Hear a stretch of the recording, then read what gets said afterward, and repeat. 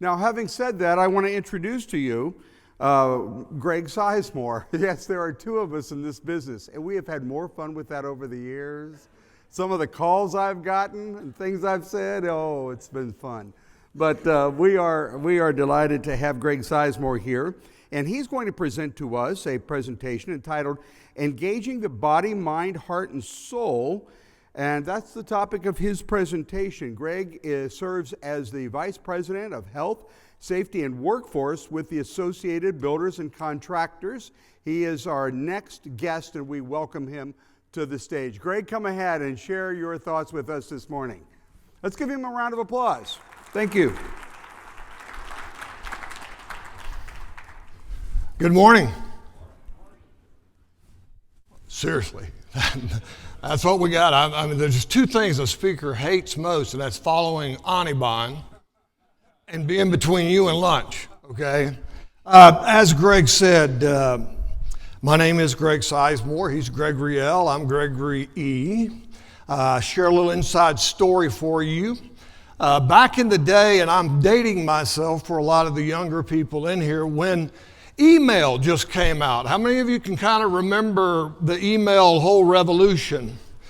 I worked for a small contractor, I'd say. Some of you may know the company was BE&K Construction Company in Birmingham, Alabama. The CEO of the organization was a guy by the name of Ted Kennedy. Now, Ted had a charming personality, but he expected a pretty high bar of performance. One day, Ted, as he was opening an email, saw the signature in the bottom of that email said Greg Sizemore. And it was to we're an industrial contractor, every one of our clients, every one of our users. And he called me on the phone and said, get up to my office right now. You have just sent an email out to every one of our users. And I said, Mr. Kennedy, I haven't done that. He said, I'm looking at your signature right here on this doggone email. I had to go up there and explain it. That's the first time that I met Greg. I said, Killer, you got me in a little bit of water right here, okay? Could you call and introduce yourself? Long story short, we had fun. We even had fun yesterday with my wife, almost to have a doppelganger out behind the building here. So all throughout the years, we've had a lot of fun. But, you know, the reality of what he said a moment ago, I'm going to kick on a couple of really important facts. We all play in the same pool. Our Kool-Aid may be a different color. Our handshake may be a different color in some instances. But let me just say one thing very, very clear. I don't care who you are, what side of the fence you're on. The workforce is our most important asset. Do you agree or disagree with that statement? Now, I'm not just talking the complacent nod. I'm not just talking like, yeah, I've heard it 1,000 times and I believe what you said. Reality says this: without the men and the women that are doing their jobs to the best of their abilities, we would not have a reason to be here. Do you agree or disagree with that statement? These are the women. These are the men. This is the next generation that's going to come in and take the place, because as I look around this room, there's still a lot of gray hair and no hairs in here, okay? Which means that we've got more to do in that space when it comes to the next generation of craft workers. I am a product of the industry, and what I mean by that is I literally started in the industry. If you've heard this before, just for context, I was born and raised in the South. My dad was a church planter in the Baptist community. I played drums at a Baptist church, and that tells you a little bit about how crazy we were back in those days. But when I graduated high school, I had no intent of going to college. I was kind of tired of the whole college scene, and as a matter of fact, I really didn't want to do anything. But a buddy of mine was going to audition at a university in Belhaven University in Jackson, Mississippi. And he said, Greg, he said, listen, he said, you want to ride over there with me? And I graduated high school. I said, let me ask my mom, and I think I can. And so we drove over to Belhaven University, and Ricky was this kind of guy that if he walked by an instrument that had strings on it or you blew air in it, he could play it. He was the most talented savant I'd ever met in my entire life. And we walked on the campus. They put us up in a dorm. None of the students were on the campus at that particular time. It was during the summer. And the next morning they came and got us, stuck me in the student union, and Rick went off and did his thing. Came back about an hour and 20 minutes later, and I saw him coming across the commons area there, and I ran out, and he's grinning like a mule eating briars, man. He's just like he knows he's coming to college. And if I get a colloquialism you don't understand, just catch me in the hall. I'll tell you what it means. But he was pretty doggone ecstatic about that. And I ran out to give him a high five, and Mr. Frank Buck was the band instructor there. And Ricky didn't say anything other than, hey, Mr. Buck, I want to introduce you to the best drummer in America. He said, this guy's incredible. I played with him for about 5 or 6 years, and Buck stuck his hand out and said, never shook the hand of the best drummer in America. The reality was, he said, we don't need one, but I'd love to hear the best drummer in America play too. Now I'm going to date myself one more time for those of us that can go back into the 70s, late 60s, early 70s. There's a band called Chicago, and I was a jazzy, not a rocky. I'm a jazz guy, okay?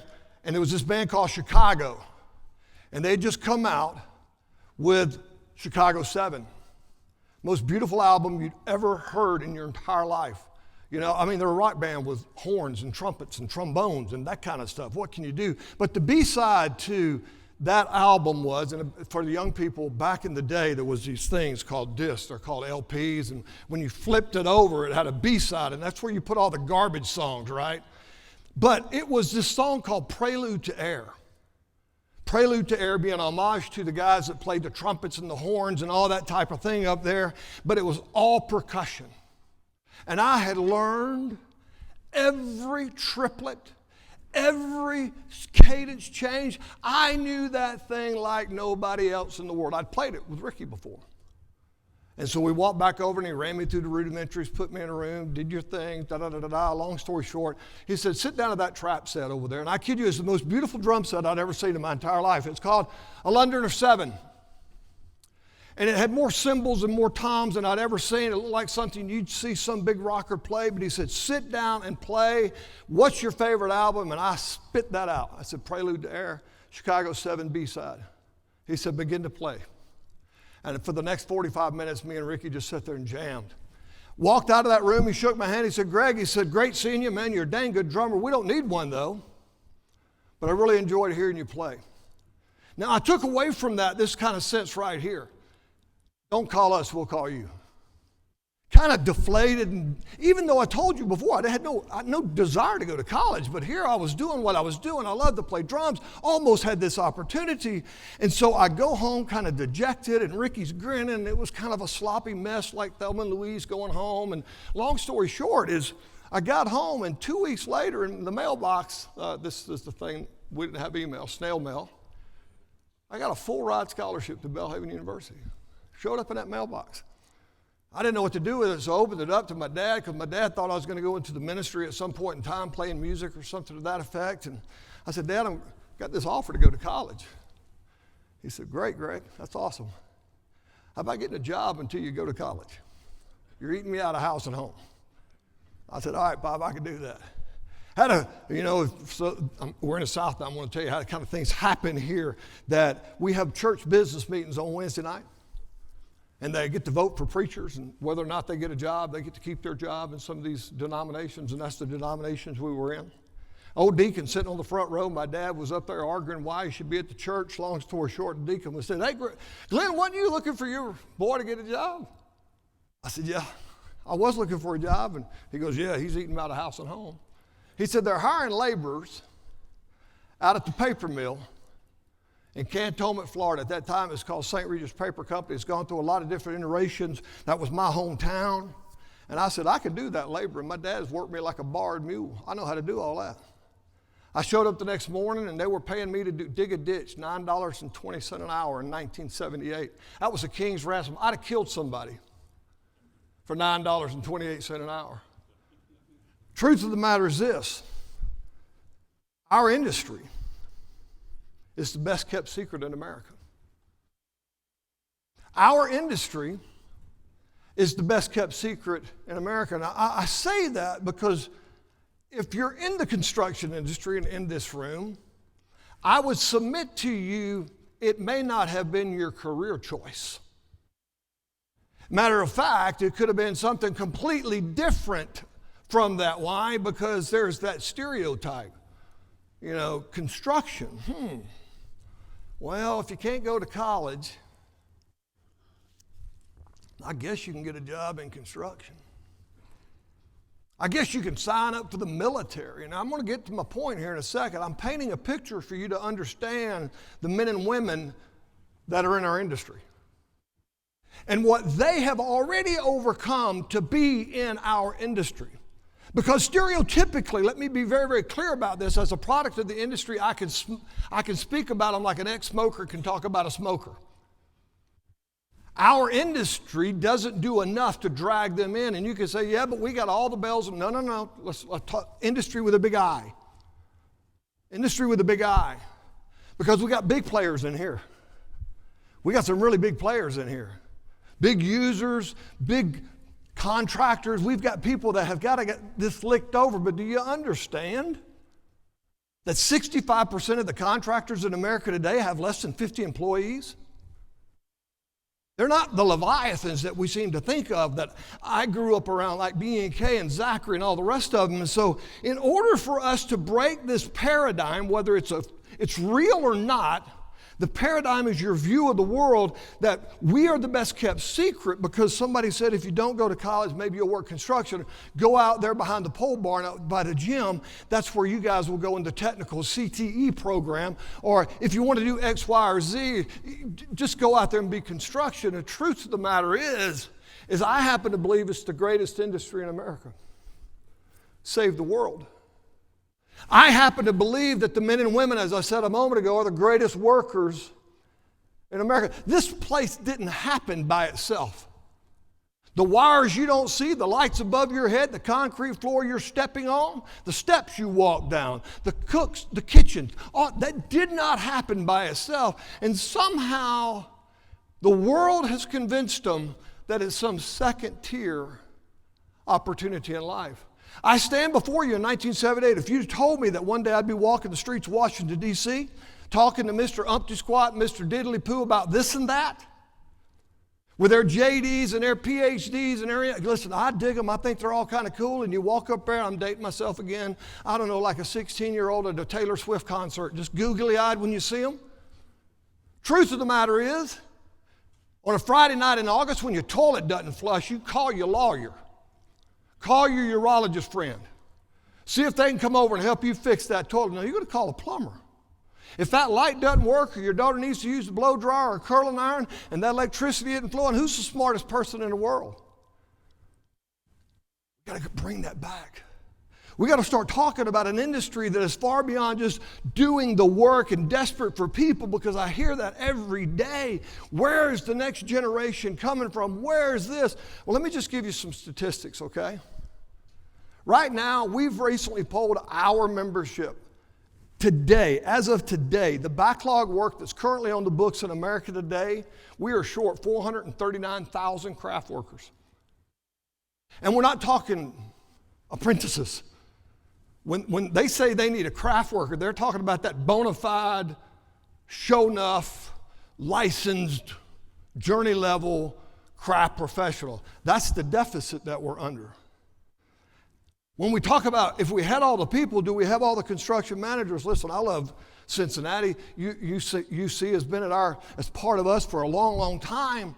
But you know what? In our entire university structure in America, we graduate less than 4,400 construction management professionals a year. So even if we had the people, we don't have the project managers or the schedulers, the cost engineers. We don't have these estimators. We don't have what we need. Why? Is because somebody has started to define who we are as an industry, something less than this, that, or the other. And we believe that it's when our real narrative is changing it to we really care. And we care about the entire person. All I hired you for was your back, not your brain. I don't need your words. I just need you to do your job. I've heard them all. You've heard them all. The reality is we start thinking about what total human health is. It's taken into effect that I care about all of you. I care about you from the top of your head to the soles of your feet. I care about the things that bother you, keep you up, don't keep you up. Matter of fact, the things that bother your children or your husband or your wife or whomever the case. I'm going to pick on somebody. So what's your name, ma'am? Emily, come here, please.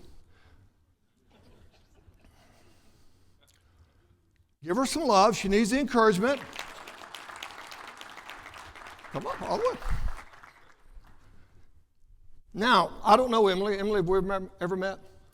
I swear I won't have you doing a chicken dance in a minute or anything like that. But here's the deal. Even then, did you encourage Emily?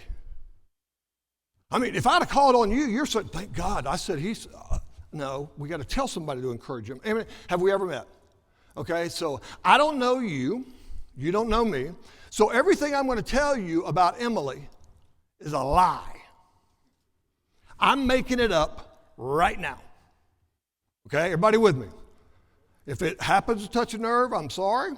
Okay, if you start bawling or all that, I'm a chaplain. I can help you with that. But the idea is this. Let's talk about total. I want to give you total human health for a minute.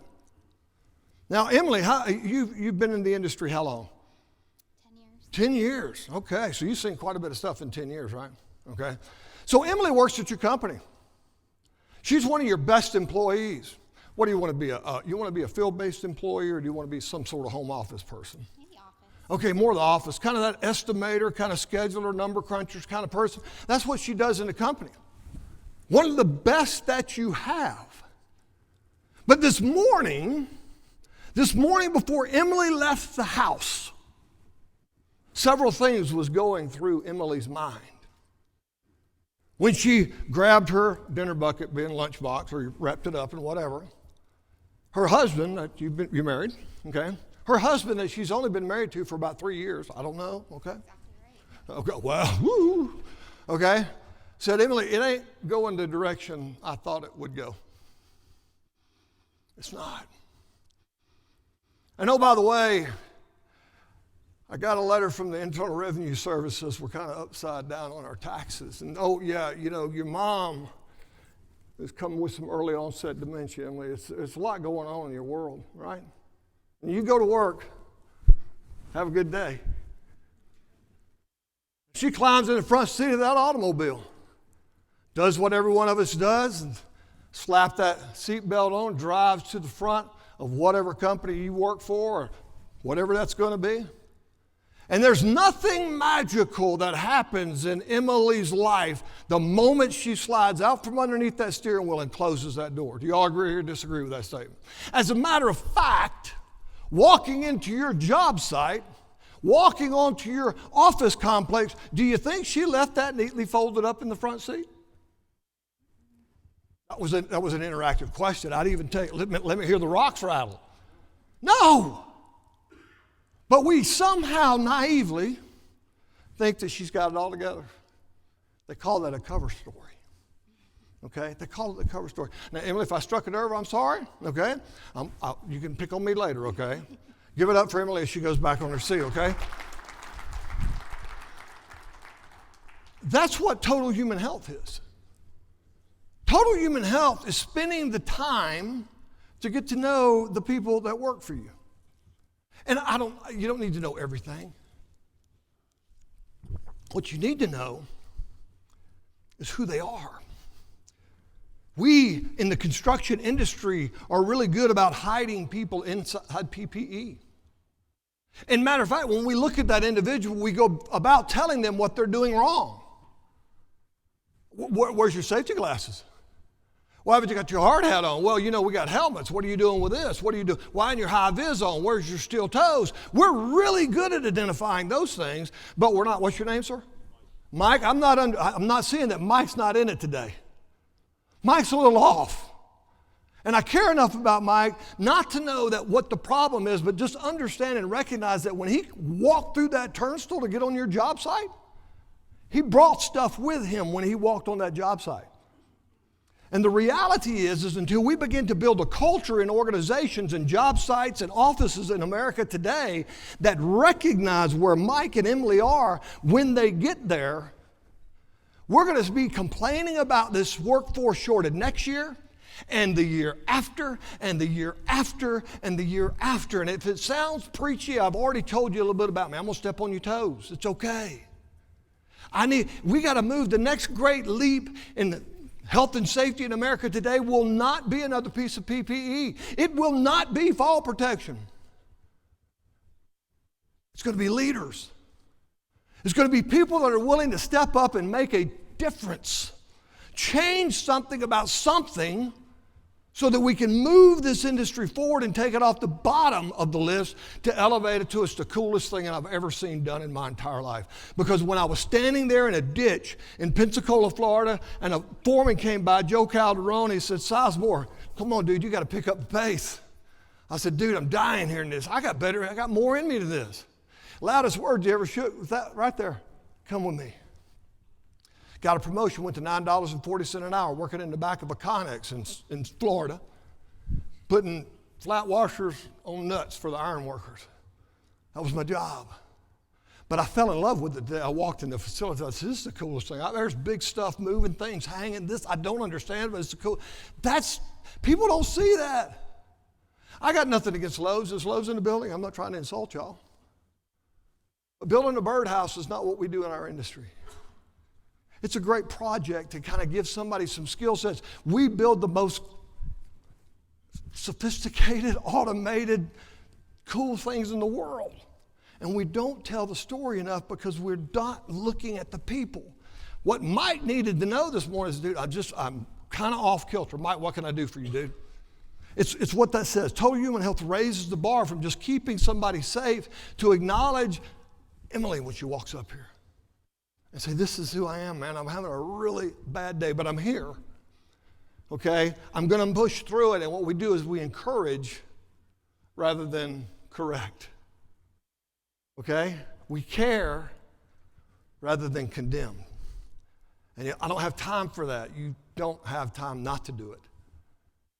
You don't have time. Those organizations, and I'm going to show you today some of the organizations that are doing some very incredible things in this space called total human health.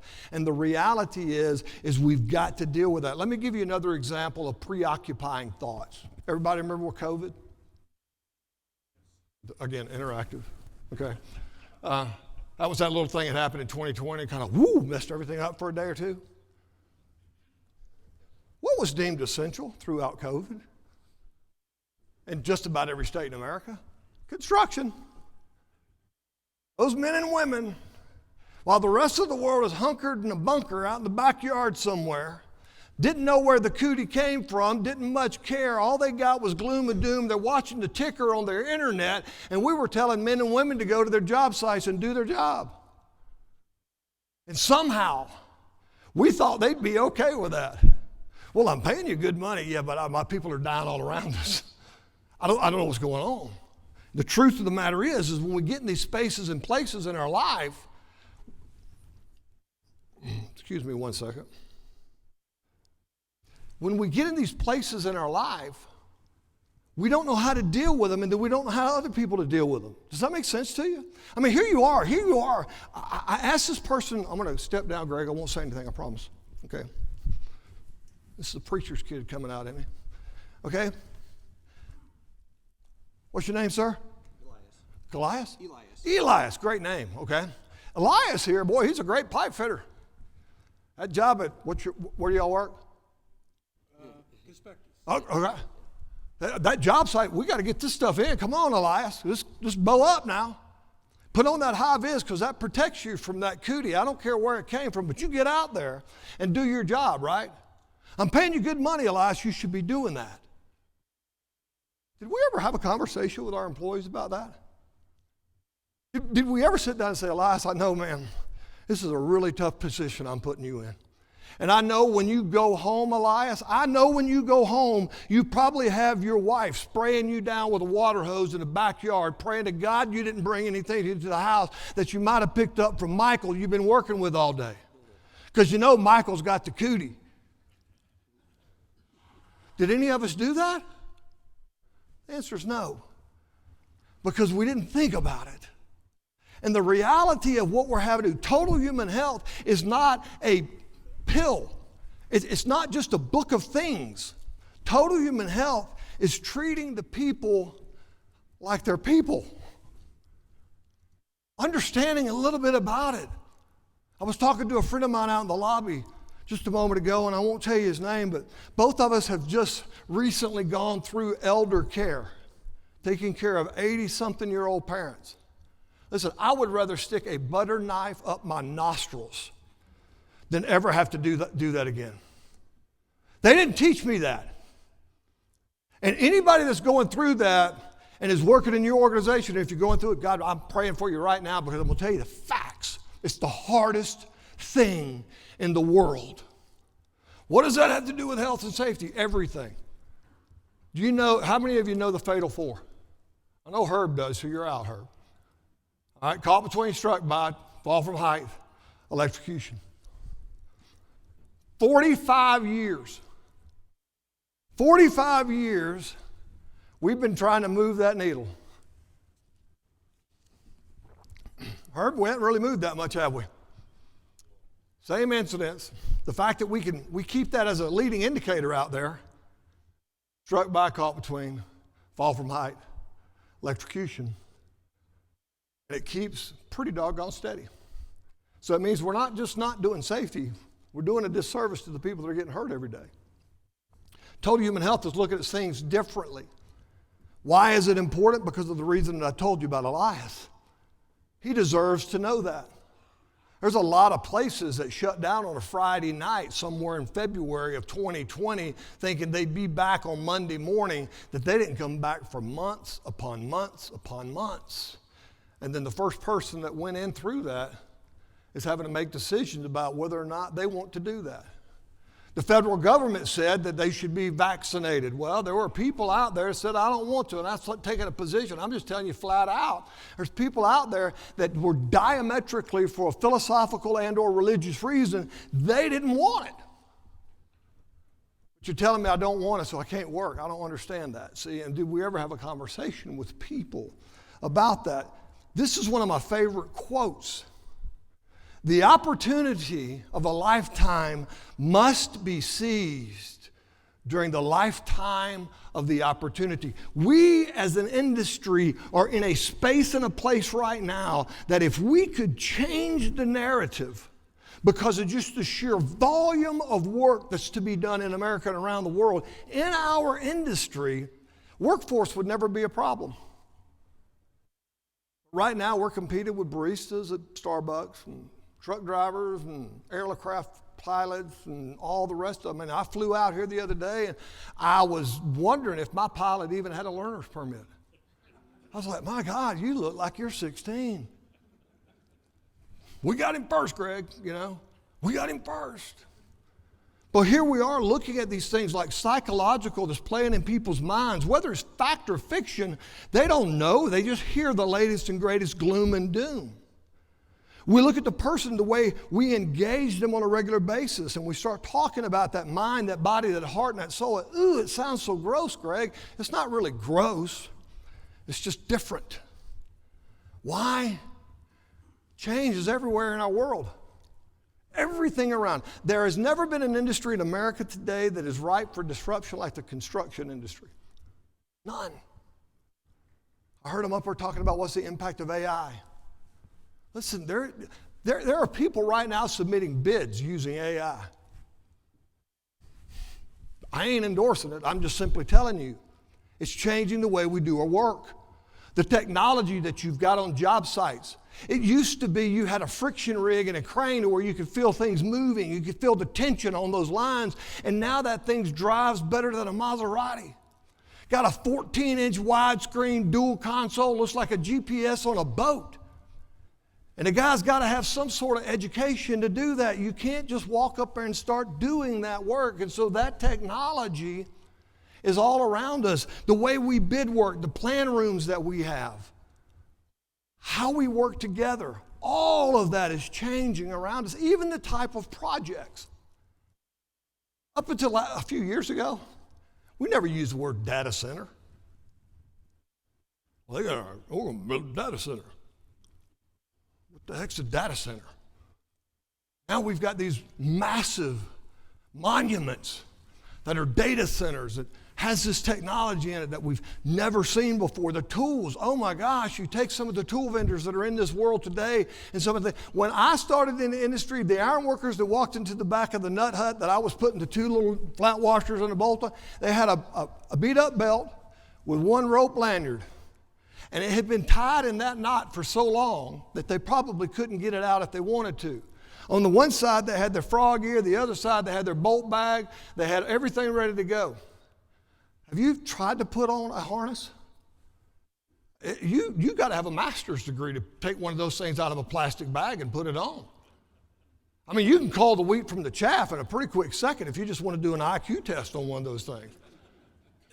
Truth is, that's what's happening in our industry. Everything that we do, our workforce, whether you want to hear it or not, is changing. Anibon told you stats up there, and contrary to popular belief, this industry's been very good to me, but I ain't going to do it the rest of my life. Neither is a lot of craft professionals. The average age of a construction worker in America today is somewhere between 42 to 45 years old. Back door in our industry is bigger than the front door coming in. They're walking out the back rather than coming in because of the stereotypes. Somebody else is defining our industry. Somebody else is defining our world. And until we start to change that narrative and educate people about what that looks like, and just ignoring this, it's not a user's problem, it's not a contractor's problem, it's a problem, and just ignoring it. You know, over the years, and again, Greg has always been generous to invite me to speak or share or be a part of. We're engaged in what we're doing here because you guys mean as much to us as contractors mean to y'all. And the reality is I've seen Cal Bauer step up here and talk about suicide in the workplace. That moved the needle, okay? There's champions out there that move the needle. Just last year, I believe Dana Piscopo came up here and talked about recovery. And we can ignore the fact that 80% of addicts in America today are full-time employed. That one sink in just a minute. But yet we say, well, you can't pass a drug test, bye-bye. So the reality is it's time for us to become leaders. It's time for us to step up like we did behind suicide prevention, like we've done about recovery in the workplace, like we've done in other things as an industry. You wouldn't be here if you weren't a leader, whether you were chosen to be here or the only person that had any daylight on your schedule.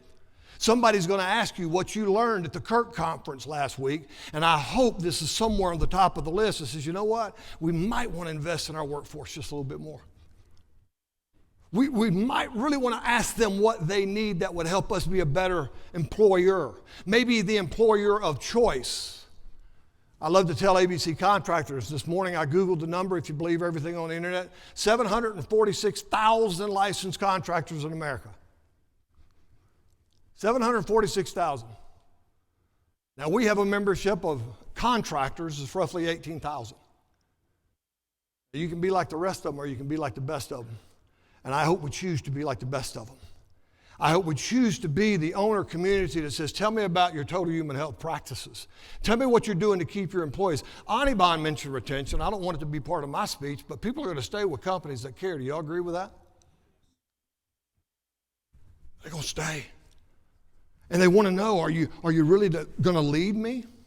Do you really want me to go home safe and healthy in a way that makes sense? See, you can't wrap them in bubble wrap and duct tape and send them home and say, you survived the day. Let's be real about this. And ask your employees, encourage those folks to get engaged in a healthy lifestyle. Y'all, some of the gray hairs, I'm just talking to a few of you, y'all remember when we had stretch and flex? Where's Shimbro at? Somewhere around here?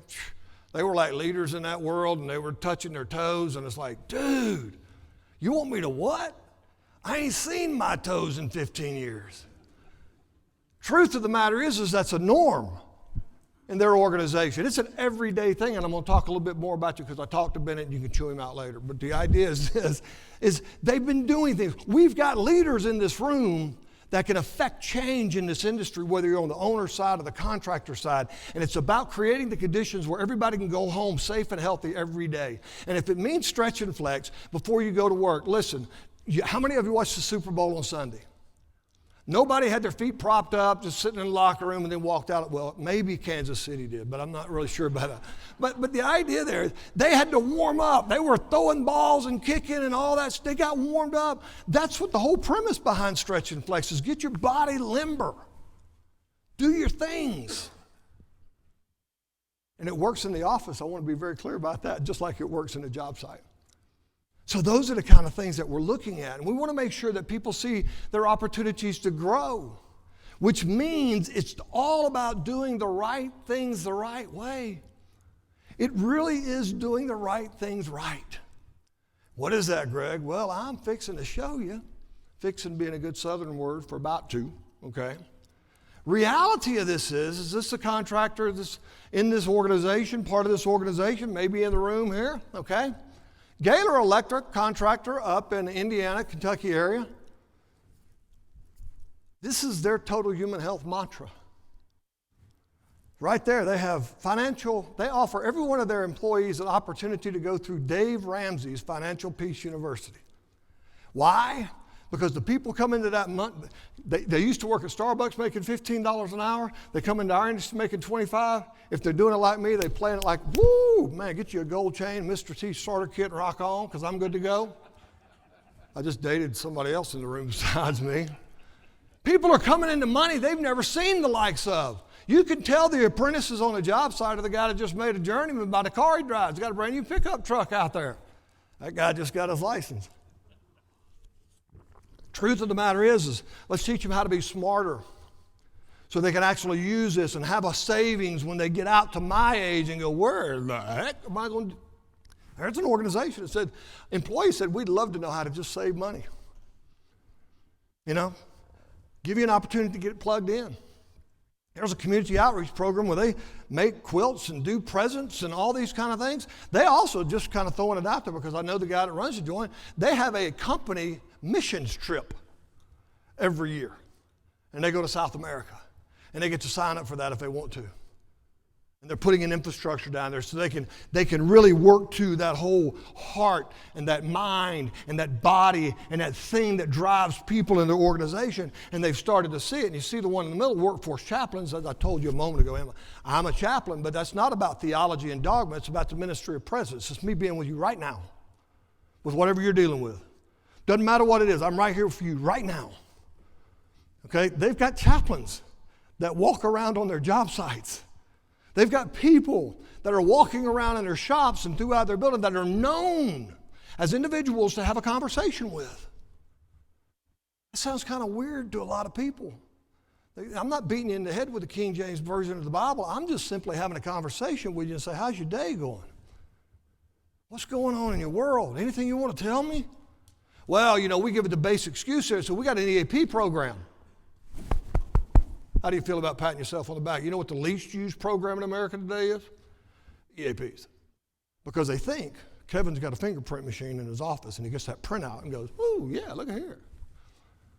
The reality is we don't educate people to take that over and do those things. They're a company that's really engaging in some things that stimulate their employees' minds, moves their heart, and actually appeals to their soul, their passion, because people come to work, they're either putting in time or they're doing the best they can. They've cracked that nut. Here's another one that's in the room. I can't say enough about this organization, not because I just know them. And this is real. What they do here is real. You can go to their YouTube channel and actually look them up and watch a series of videos that they put out for just employees. And they tell their story. And people connect. And they've got things on from addiction. They've got things. This young gentleman right here, I don't want to be a spoiler alert. But I dare you can't watch that video without a tear rolling down your cheek saying, oh my gosh. I work with a bunch of folks, not at a company. I work with a bunch of folks that believe this. He and his wife gone through pure hell. And the employees, his peers, gathered around him and said, we got this for you, man. We got this. Because it's become a culture of people that care. These vets, where's my veterans in the room? Raise your hand, please. Come on, get them up. I'm proud of you tonight. There you go.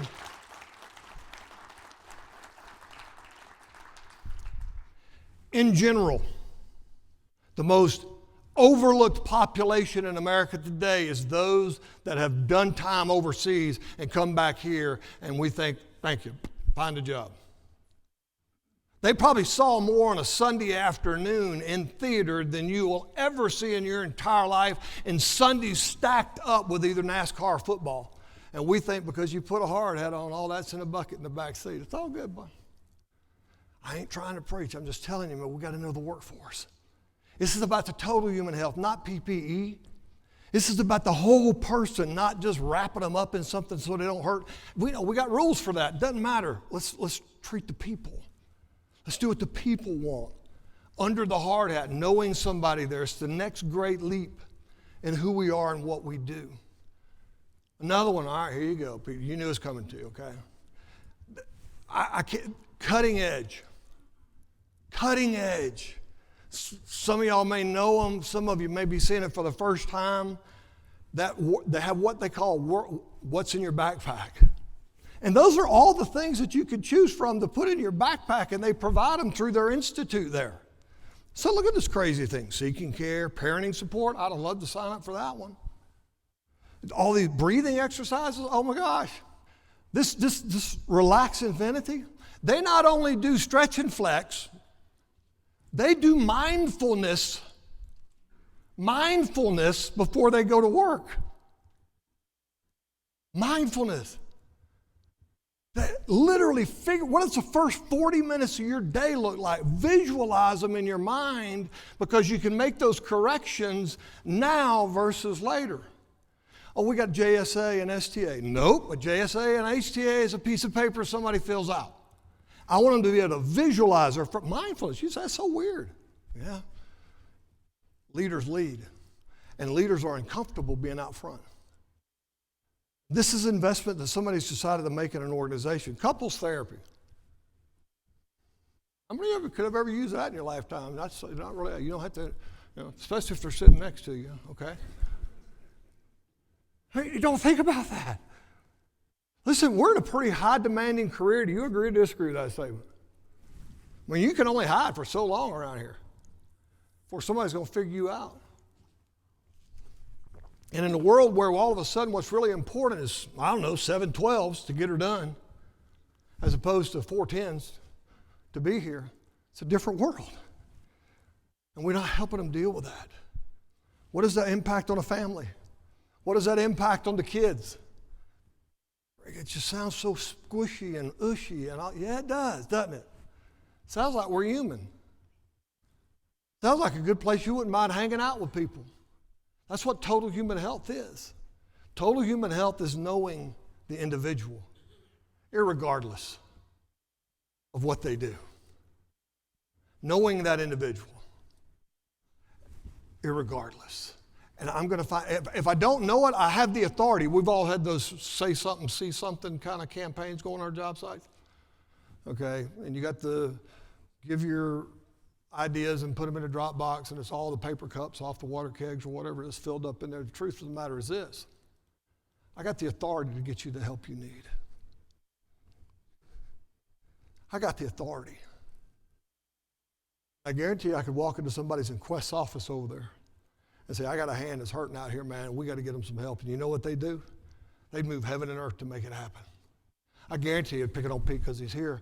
I'm just saying, you walk in, it doesn't matter if you walk into his office, theoretically speaking, and say, Pete, I got somebody that's in a bind, man. I got somebody in a bind. That's total human health. Because now all of a sudden they bought into the whole concept of health and safety. Safety is an encyclopedia, a room full of logs and books and controls and all this stuff that you put in place, and you got to have them. I'm not making light of them. But there's very few people that know all the rules. And so the reality is we've got to start looking at the total human health components of things. Who's working for us? Who is in our gear? What we're doing as an association and providing for these members that we have, and I hope it pushes that little purple vest you see in that picture right there that individual's wearing, designates him as a mental health champion. That means they've gone through a course that teaches them about mental health awareness, suicide prevention, suicide intervention, and suicide postvention. It's rampant in our industry. And you go through a very extensive program to earn that vest, but when you earn that vest, you are tip of spear. And it's not just contractors that's going through it, it's our staff is going through this. That little corporate chaplains, we now have a national agreement in place with Corporate Chaplains of America to provide at a discount services for every small contractor, as I told you a moment ago, out there, because they want to have chaplains in their business and they can't quite afford it. And they said, we want to be in that space. And they, even if you can't deal with the chaplain word, they now have corporate coaches, which is it takes you to the same website. But the idea is this: let's just get over ourselves and be about the people that we're working out there. Did you know 3 out of 5 veterans suffer from hearing loss? Did you know that almost 50% of construction workers over the age of 40 have significant hearing loss? I would suspect the new generations coming in with some of these beats and things that they're wearing on their heads, they'll all have hearing loss before they get into the industry. But I'm going to tell you right there, Tuned is an organization we partnered with us, says, you know what, we will give you online diagnostic testing and then help you maneuver through the world of getting your hearing corrected. And I'm a user, so I talk about them. It's incredible. And that's what we're doing to a group of people that work in our industry because we care about them. You don't ask, hey man, I'm having to holler at you a bunch. Never use your earplugs. Let me show you what happens when you don't use your earplugs. I'm going to give you a testimony about this, okay? Let it go where it wants to in your world. I have a young man on my team that has over a 70% hearing loss in both his ears. He's had it since he was a kid. He's gone to try to get his ears tested year over year over year, but the money is just too doggone much for him. I mean, because these things are Maseratis out there. How many of you got hearing aids? You don't have to answer the question, but yes. Truth is I got mine, and we were in D.C. last year at legislative, one of our meetings, and he was in the staff office. And I took my hearing aids off, and I put new ends on them. And I said, buddy, put these on. I want you to see what you're missing. We're going to help you get these things. And he slapped him, got him coached into those things. And it wasn't but less than 45 seconds. Tears were rolling down his face, and I never heard anything like this in my entire life. It doesn't have to be a little kid. It doesn't have to be a little sporty thing for colorblind people. I had a grown man sitting in front of me with tears rolling down his face, said, I've never heard that. It was in a staff office. Say that again. Whisper. And Aaron is, oh my God, he's our champion for this, because now all of a sudden he goes, dude, I'm there. We got to do this. Vital cog. Suicide prevention, suicide awareness, prevention, intervention, and postvention. If you don't know about them, Google them. Blue U. Do you ever think about urban safety? Some of you guys work in both rural and urban. One of the things that Blue U brings to the table is urban employee safety. I lived in D.C. for the better part of 10 years. Tower cranes, vertical buildings going up, but drugs are illegal and cracks on every corner and all that stuff. And when people are moving around that city, they're taking their life in their own hands. And Blue U is an organization that teaches you about substance abuse, how to manage people that are hostile in substance abuse intakes and those types of things. So again, I'm not part of it. I'm just telling you, we've got to start looking at things that are different than we've ever looked before in our entire life. And this isn't kumbaya.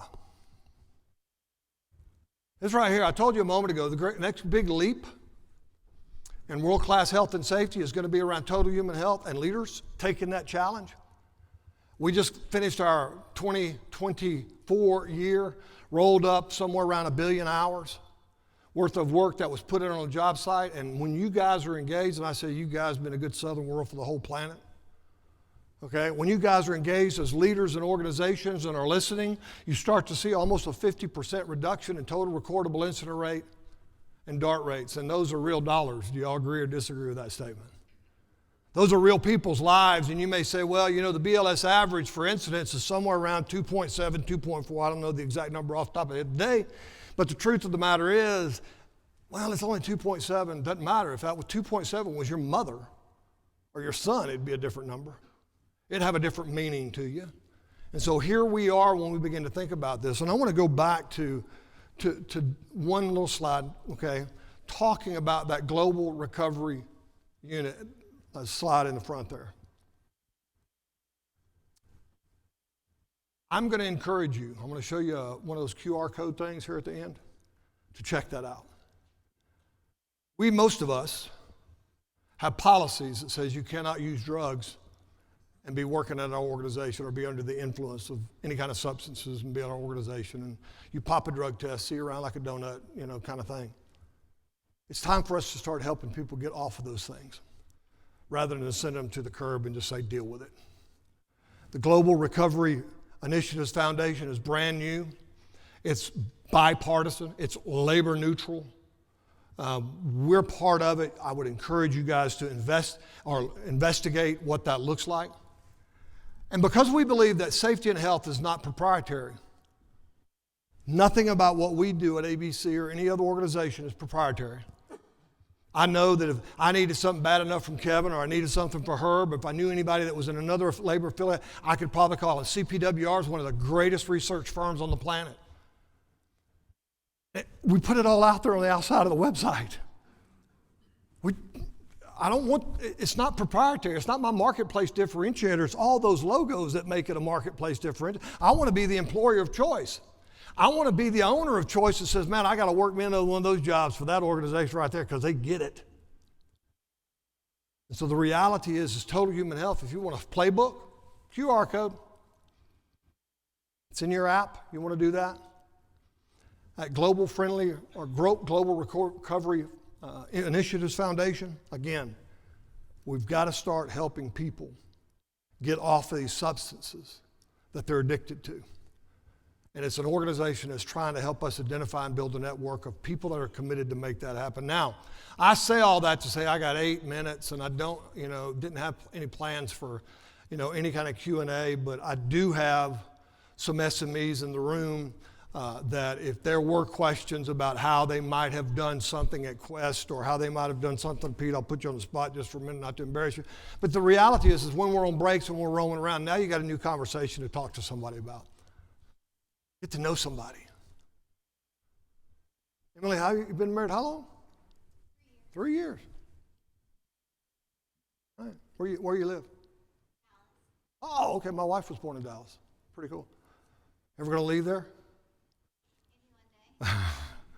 How is Texas strong? What do you like to do for fun, Emily? Ooh, boring. Okay. I got to read. Cooking. Now you got me on that one. That's awesome. That's awesome. That's all it takes. I made a connection. You won't remember my face. I won't remember your name. But the reality is just making a connection because if I worked around you all day, I'd know. Anybody got any questions? They want me to throw a rock at a wall and say, just shut up and sit down and do nothing? I'm here. Greg, there are a few questions on the app, and one is this. With so many small contractors a part of the ABC, how do you make these resources affordable, and why aren't there more folks using them?